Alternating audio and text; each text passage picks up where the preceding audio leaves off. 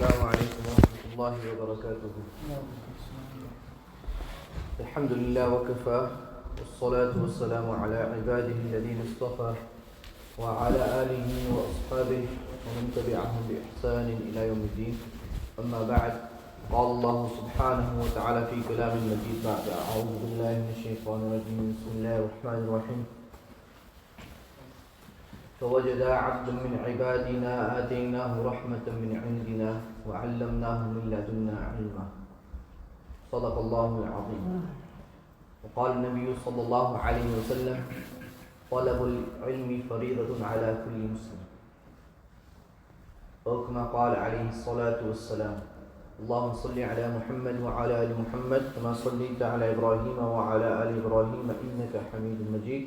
اللهم بارك على محمد وعلى آل محمد كما باركت على إبراهيم وعلى آل إبراهيم إنك حميد مجيد. أما بعد. Over the last few weeks we have been discussing with regards to Surah Al-Kahf, its importance, virtue, and how it correlates and reflects with our lives. Rasulullah sallallahu alayhi wa sallam has informed us من حفظ 10 آيات من أول سورة الكهف وفي رواية ومن آخر سورة الكهف عصم من الدجال, that whoever takes to memory the first 10 verses of Surah Al-Kahf, another hadith mentioned the last 10 verses of Surah Al-Kahf, Allah will protect him from the fitna, the trials and tribulations of Dajjal, and especially reciting this on the night or the day of Jumu'ah, the entire surah if possible. Now it is not just mere reciting or memorizing, but also understanding the message of Surah Al-Kahf and how it relates to our life. We mentioned that MashaAllah la quwwata illa billah, this is the conclusion of Surah Al-Kahf. Understanding that there is no might or power besides the might and power of Allah subhanahu wa ta'ala. And when this is embedded deep in our hearts and we firmly believe in this, then no fitna, no trial, no tribulation of the world can sway our iman. And this is what is matlub from Surah Al-Kahf, what is required for us to gain from Surah Al-Kahf. We talked about the people of the cave, then the story of the men of the garden who Allah gave wealth to, one spent in the path of Allah and one withheld and thought everything was his and it was his doing. Allah destroyed everything and left him empty-handed. And the other one, he was grateful to Allah subhanahu wa ta'ala, and Allah's promise was for him in the hereafter. Now we move on to the story of Musa alayhi salatu wasalam. We mentioned that once he was giving a talk and he was asked who is the most knowledgeable upon the surface of the earth, who is alive today, and he said, Ana, me. Allah subhanahu wa ta'ala disliked this. This hadith comes, lengthy hadith in Bukhari, where the Prophet ﷺ said, if Musa had said, Wallahu a'lam, Allah knows best, this would be a more befitting answer for this question. Nevertheless, Allah subhanahu wa ta'ala said, Oh Musa, now you have to travel. Now you have to go and search for this knowledge. And there is a man from my slaves. One of my slaves on this earth, I have given him something which is out of your realm, out of your grasp. So Musa alayhi salatu wasalam, being the Nabi of Allah, asked, Ya Allah, who is this? Where will I find him?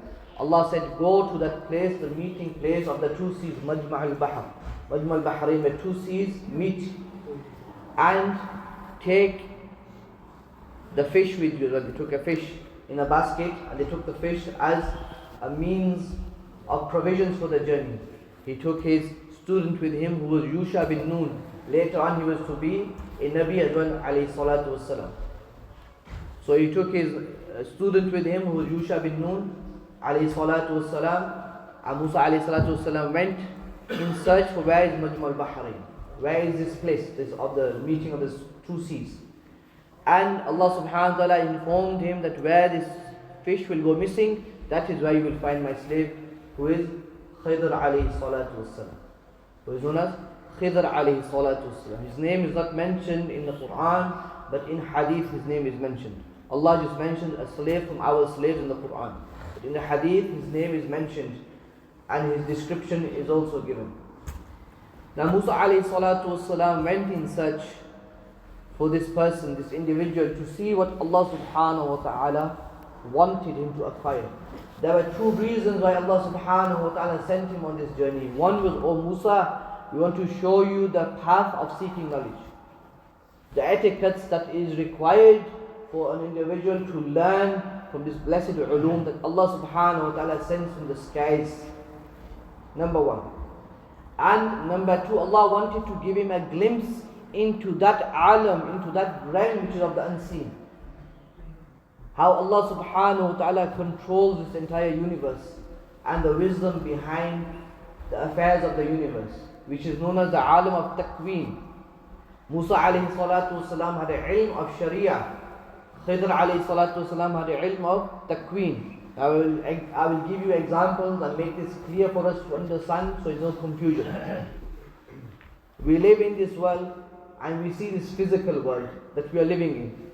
I wake up in the morning, I relieve myself, I go to the bathroom, I put my clothes on, I perform my Fajr Salah, I have my breakfast, I go to work, I come home, person gets married, they have children, you grow older, people fall sick, people fall ill, people die.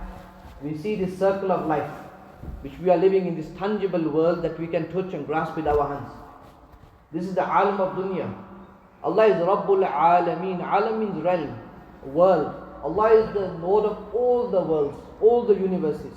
How they exist and where they exist, only Allah knows. And this is not just something we can see with our physical eyes, or the telescope can see, or the James Webb telescope can see so many miles, thousands of miles away into space, see the galaxies and see the stars. It is not just limited to that. Within this room, we believe there are malaika, there are angels who are here. Can we see them? No, we cannot. They have their own alam, they have their own world within our world. There is the alam, the world of the jinnat, which generally a person cannot see. And their world is within our world as well. Their dimensions are different to ours. And Allah subhanahu wa ta'ala is Rabbul Alameen, the controller and the Rabb and the sustainer of all of these alams. So the alam we live in, the world we live in, where is the world of cause and effect, Allah has given us Sharia. Sharia is Shari' comes from there as well. Sharia means an open path. Quran and Hadith is Sharia. This is the law of Allah subhanahu wa ta'ala, Sirat Mustaqim, the straight path that we have to tread on. And this is what the Anbiya alayhi salatu wasalam came in. And Musa alayhi salatu wasalam was the same. He was one of the greatest prophets of Allah subhanahu wa ta'ala. And Allah subhanahu wa ta'ala gave him the Torah. He came with the Torah to the people. But there is another alam known as the alam of taqween, which is behind the scenes, you can say. For example, a person, for many years, husband, wife, try to have a child, they cannot have a child. Then Allah gives them a child.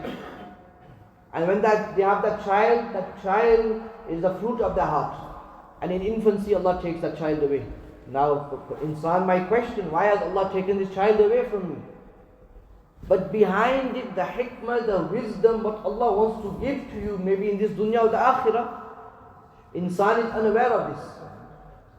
So this is alam taqween. We might question, for example, thousands of kids who are being tortured and murdered and oppressed, for example, in Palestine. May Allah uplift their difficulties. We might ask question, when is the help of Allah going to come? When is ease going to come? Allah has promised us help. When will it come? When will Al-Aqsa get conquered, for example? Many questions arise. So this is the alam of taqween. Allah allows certain things to take place in our tangible physical world for many things to come on which are greater later on. And this is out of the muhit of insan. Insan cannot gather this. He does not have the idrak for this. He does not have the capacity to understand this. So Allah subhanahu wa ta'ala sent Musa alayhi salatu wasalam, who had ilm of sharia, of the apparent, to Khidr alayhi salatu wasalam. Khidr alayhi salatu wasalam had the ilm of taqween, which is behind the scenes. So he carried out certain actions which Musa alayhi salatu wasalam did not understand. He said, "Oh Musa, when you travel with me, do not ask me anything. If you do not understand, first of all, you cannot understand what I have, because your ilm is different, my ilm is different. And you need sabr. As a student, you need sabr. And you do not have that sabr because you as a Nabi will have to speak against certain actions you might see me doing. But you do not have that understanding, that fahm. that capacity. And this is what occurs. So this is just a brief understanding of ilm sharia is, ilm takween is, and how Allah subhanahu wa ta'ala makes things occur. For example, the changing of governments, or the changing of the weather, or the changing of the seasons, different things occurring, illness, death, life, poverty, richness, all of these occurring. Allah wants something for you from that situation. What to take back from today is understand that Allah subhanahu wa ta'ala has placed His knowledge amongst His people, and we need to seek that. And what occurs, Allah understands the wisdom behind that. We do not understand the wisdom. Allah is Al-Hakeem, the all-wise, and no action of Allah is empty and void of hikmah. This is what I must understand. Whether I understand or not does not make a difference. Allah subhanahu wa ta'ala, I plan and Allah plans. But what happens is whatever Allah desires. مَا شَاءَ اللَّهُ كَانَ وَمَا لَمْ يَشَاء لَمْ يَكُنْ. What Allah wants occurs. What Allah does not want does not occur. May Allah subhanahu wa ta'ala grant me and all the understanding and the tawfiq and the ability to implement these lessons of Iman into our life. Ameen. Jazakumullah khairan wa ahsan al-jazaa.